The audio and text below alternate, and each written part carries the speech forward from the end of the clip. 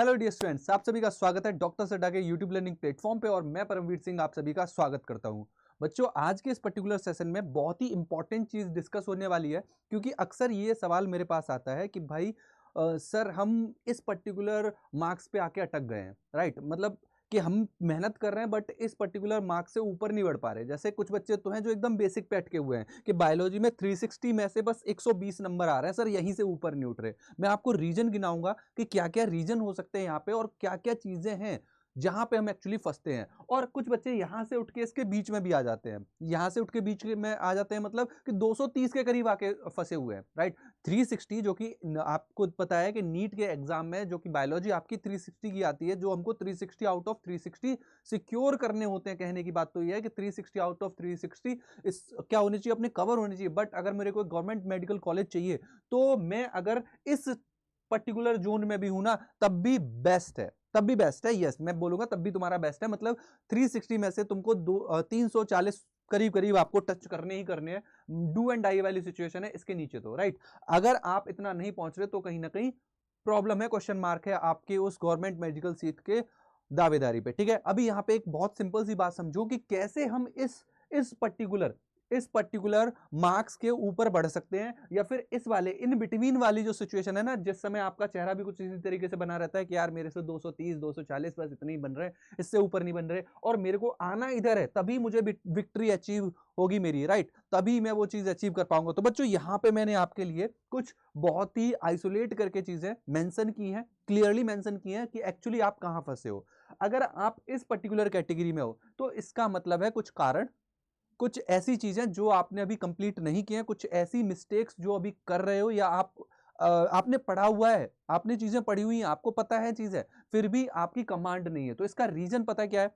आपका एक पहला ही रीजन ये हो सकता है कि आपने अभी कंप्लीट सिलेबस नहीं किया, राइट? अगर आप मॉक टेस्ट दे रहे हैं और पूरी बायोलॉजी को पढ़ के, मतलब आप सॉल्व करना चाहते हैं, उसमें मार्क्स अपने पूरी बायोलॉजी को पढ़ के लेके आने चाहते हैं, आप मॉक टेस्ट दे रहे हैं बट आपका सिलेबस इनकम्प्लीट है, राइट? एक ये रीजन है कि आप इस जोन में आ रहे हो, पहला रीजन। दूसरा रीजन कि आपने बैकलॉग तैयार कर रखा है, यार मैंने पढ़ तो लिया है मगर वो वाला पार्ट ऐसा है कि यार समझ में नहीं आता, फिर भी मैं पढ़ लिया है मगर अभी भी क्लियर नहीं है, राइट? एक बैकलॉग वाला पार्ट रहता है। और प्लस उसी के साथ साथ मैं मेंशन करना चाहूंगा रिवीजन। आपने चीजें पढ़ ली है मगर पीछे की चीजें बस्ते में है ना? एक बार पढ़ लिया, दिमाग के किसी कोने में पड़ी हुई है, बट वो अभी क्रिस्टल क्लियर नहीं है, चीजों को पढ़ने की जरूरत है।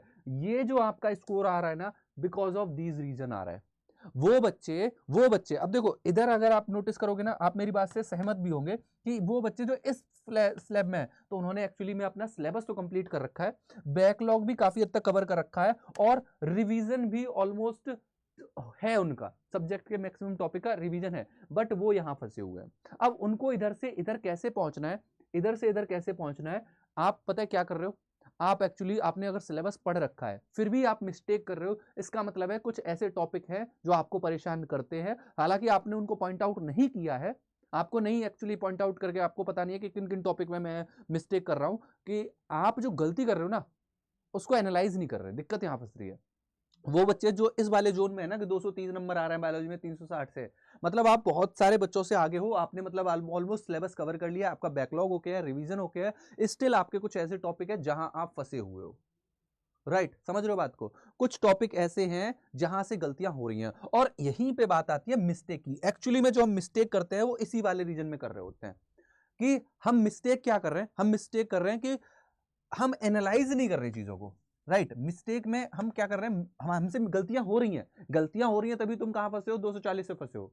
आपको आना कहां है? 360 की कैटेगरी में, मतलब आप गलतियां कर रहे हो, बट उन गलतियों को आप एनालाइज नहीं कर रहे, एनालिसिस नहीं हो रही उन गलतियों की, उन चीजों की एनालिसिस नहीं हो रही। अपने को एनालिसिस करना जरूरी है। आप जो भी मॉक टेस्ट दे रहे हो, आप उनमें देखो कि मोस्टली क्वेश्चन किस तरीके के आ रहे हैं, एमसीक्यू टाइप के हैं। आप गलतियां कहां कर रहे हो? क्या एमसीक्यू टाइप के क्वेश्चनों में गलतियां कर रहे हो? अगर एमसीक्यू टाइप के क्वेश्चनों में भी गलतियां कर रहे हो तो वो क्वेश्चन किस टाइप का है? कॉन्सेप्चुअल है, कॉन्सेप्चुअल क्वेश्चन है, या फिर उसमें वो मेमोरी बेस्ड क्वेश्चन है? मेमोरी बेस है, मतलब सिंगल लाइन क्वेश्चन था बट मैंने वहां मेरे दिमाग में नहीं आया, हिट नहीं किया, तो मैंने वो छोड़ दिया, मेरे से वो गलती हो गई, राइट? तो आप इस चीज को एनालाइज करो, मार्क करो, प्रॉपरली एक लिस्ट बनाओ कि मैं जो गलतियां कर रहा हूं वो किस टाइप की गलतियां हैं।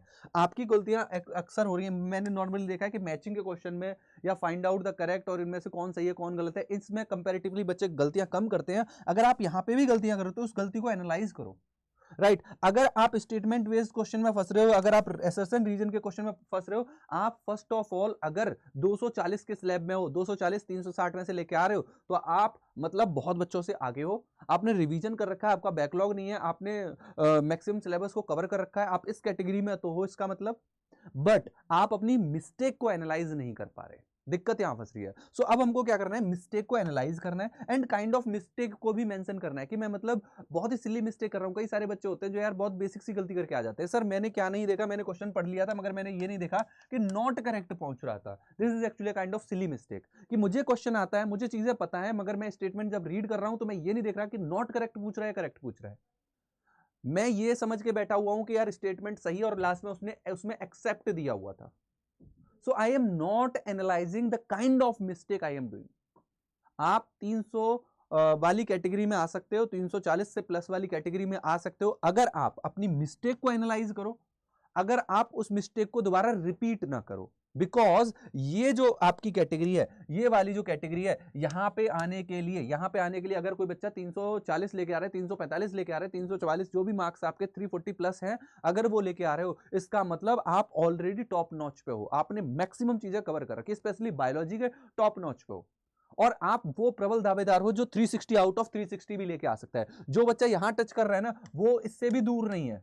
जो बच्चा यहां को टच कर रहा है, इसको टच कर रहा है ना, वो इससे भी दूर नहीं है। हो सकता है एग्जाम का पैटर्न थोड़ा सा मजेदार आ जाए, राइट, आपके नंबर ऑफ क्वेश्चन जो आपके पाले में गिर रहे हैं आपके वो सॉल्व किए हुए आ जाए, तो आप कोई बड़ी बात नहीं है, आप यहां पे और यहां पे बराबर हो, this is almost equal. But उसके लिए आपको सीढ़ियां चढ़नी है। सीढ़ियां कौन कौन सी भाई, सिलेबस कंप्लीट करना है, कोई बैकलॉग नहीं चाहिए, कोई रिवीजन मेरा रेगुलर हो रहा है, ये वाला ये वाला जो स्टेप है ये मैंने कंप्लीट कर रखा है। दूसरा स्टेप, जो मैं मिस्टेक कर रहा हूं अपने मॉक टेस्ट में, जो मैं गलतियां कर रहा हूं अपने क्वेश्चन सॉल्विंग पार्ट में, उन गलतियों को मैं साथ के साथ सुधारते चल रहा हूं और मुझे पता है मेरी मिस्टेक का टाइप क्या है, मैं उस टाइप पे बहुत स्पेसिफिकली काम कर रहा हूं। क्योंकि जब मैं दोबारा से एग्जाम मॉक टेस्ट वही दूंगा तो मैं गलतियां वही करूंगा जो मैंने पिछले में की हैं, और अगर वो गलतियां मैंने सुधार ली हैं जो मैं अब नहीं कर रहा, देन आप एक एक सीढ़ी ऊपर चढ़ते जा रहे हो। आप एक टाइम आएगा जब 300 के स्लैब में आओगे, एक टाइम आएगा जब इस स्लैब में जाओगे। और कोई बड़ी बात नहीं है कि जब नीट 25 का एग्जाम होगा, नीट 2025 का एग्जाम होगा, and you can B 360 out of 360 student, right, जो 100% एक्यूरेट स्कोर करते हैं बच्चे, उन कैटेगरी में भी आ सकते हो। So this the whole thing, ये मैंने आपको बताया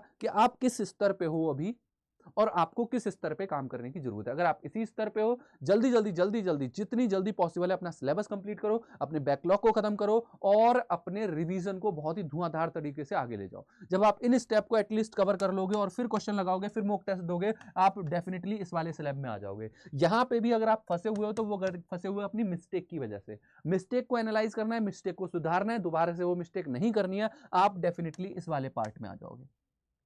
and at that point of time आप अपने आप को मानना कि हाँ मैं अब उस श्रेणी में हूं जो 360 आउट ऑफ 360 ला सकता है। अगर आप इधर पहुंच रहे हो, जब आप वो गलतियां जो छोटी छोटी गलतियां उनको नहीं कर रहे, आपको पता है कि मैं कहां फंसता हूं, मैंने वो सारी चीजें सॉर्ट आउट कर दी हैं, then you can be at the top of notch. ठीक है, सो ये सेशन बस इसीलिए था, आपको गिनाने के लिए था कि भाई मैं अपने बायोलॉजी के स्कोर को कैसे अचीव कर सकता हूं, that is my top notch score 360 out of 360। क्या हो सकता है? यस पॉसिबल है।